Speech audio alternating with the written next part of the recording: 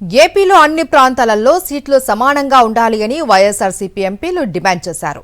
రాయలసీమ, కోస్తాంధ్ర, ఉత్తరాంధ్రలో సీట్లను సమానంగా కేటాయించాలి అన్నారు. అప్పుడే డీలిమిటేషన్ కు సార్థకత ఉంటుంది అన్నారు. సీట్ల పంపకాలు సరిగ్గా జరగకపోతే వైఎస్ఆర్సీపీ పోరాటం చేస్తుంది అన్నారు. ఇబ్బందులు రాకుండా కేంద్ర రాష్ట్ర ప్రభుత్వాలు చూసుకోవాలి అని స్పష్టం చేశారు. పార్లమెంట్లో ప్రవేశపెట్టిన డీలిమిటేషన్ బిల్లు కారణంగా ఏపీలో ఒక్క సీటు తగ్గినా రాష్ట్రానికి అన్యాయం జరిగేలా ఉన్నా ఎట్టి పరిస్థితుల్లోనూ తాము ఒప్పుకోబోము అని వైఎస్ఆర్సీపీ లోక్సభ పక్ష నేత పెద్దిరెడ్డి మిథున్ రెడ్డి తేల్చి చెప్పారు.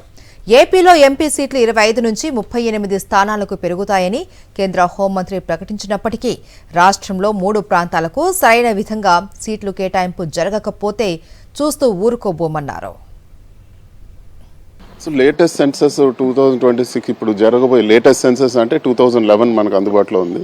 సో ఇప్పుడు కరెంట్ సెన్సస్ ఇంకా కూడా పూర్తవ్వాలంటే 2 years పడుతుంది. ఇప్పుడు లేటెస్ట్ కరెంట్ పాపులేషన్ సెన్సస్ తీయాలంటే సో దీనివల్ల డీలిమిటేషన్ ప్రాసెస్ ఆలస్యం అవుతుందని చెప్పి సో అని అంటే పార్టీ టు పార్టీ కన్సల్టేషన్లో ఇది వరకు ఏదైతే రెడీగా ఉందో 2011 ప్రకారం చేస్తా అన్నారు.